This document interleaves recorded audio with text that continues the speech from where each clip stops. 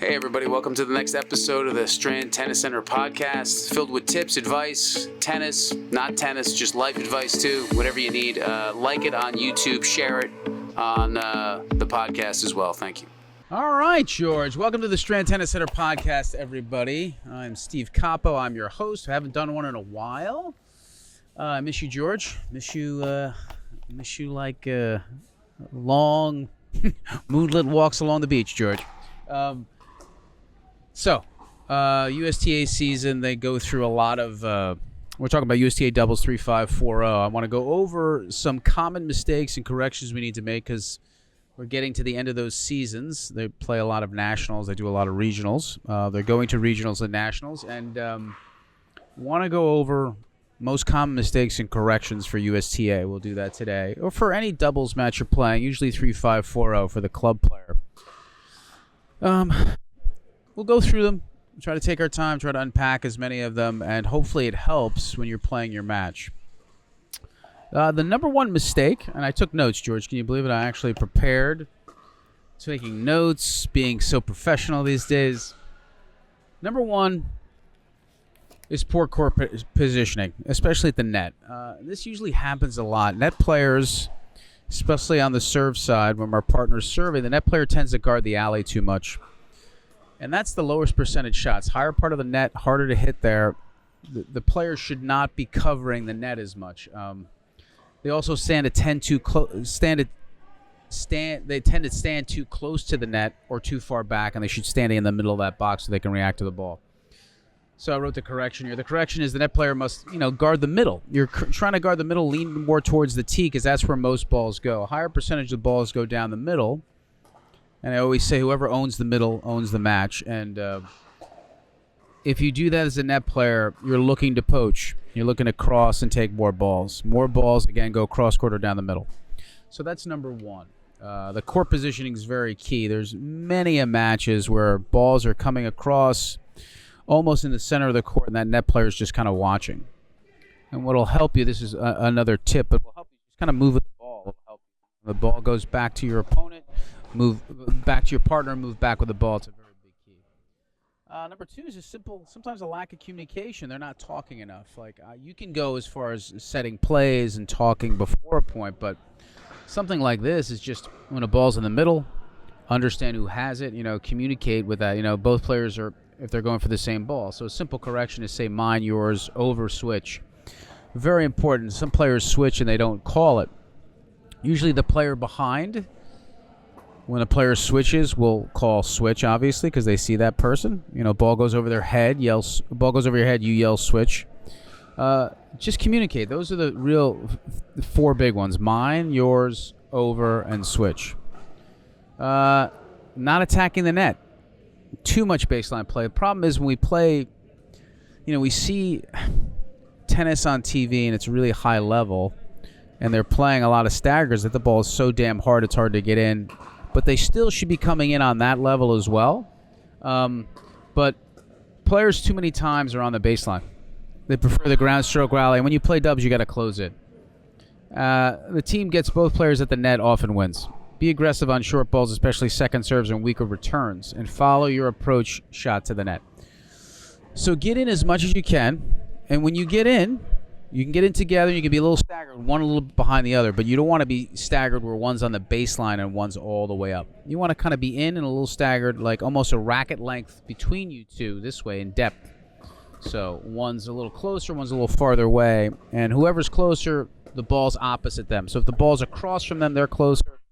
If the ball's across from your partner, they get a little closer. So try to come in more. Returns are a big one too.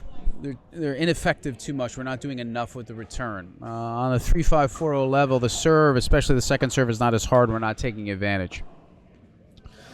Return with a lack of depth or pace or hit down the middle directly to the opposing net player, giving them an easy put away. So the correction is focus on hitting deep, consistent returns, often cross-court to keep the server honest.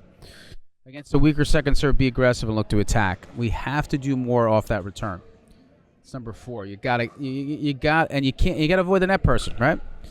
Again, the first rule, we're trying to poach. The fourth rule is we're trying to avoid that net person, which is huge. not hitting enough lobs. And one of these is also the overhead, but the lobs are key. Like at 3.540, on that level, people don't like overheads. On the professional level, they do. So hit a lot of lobs. Work on them.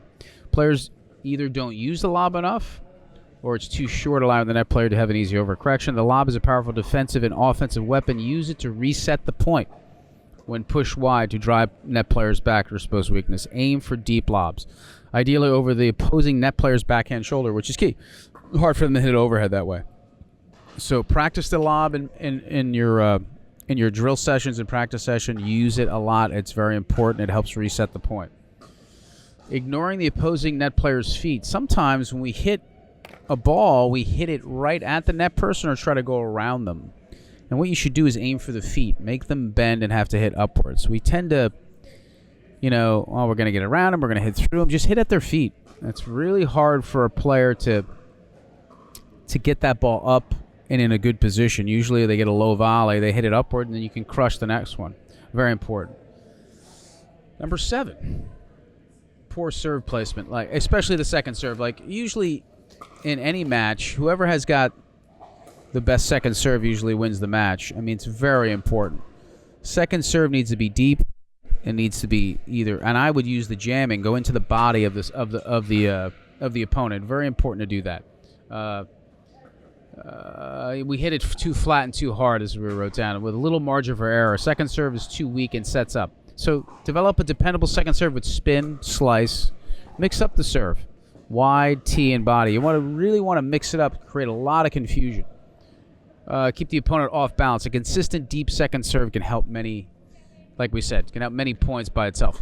So deep variety is important. You don't have to necessarily hit it hard as long as it's deep and it moves around. Lack of consistency and unforced errors. That's just a big one where we're just not keeping the ball in play enough to get us a chance. I always say the best way to win a point is to start the point and keep it going. You hit a shot, and rather than moving, let's see, here we go, word I wrote down. Players try to hit too many winners too early and attempt a low percentage shot when not in a winning position. This leads to too many unforced errors. Focus on consistency and getting the ball in play with good depth and margin.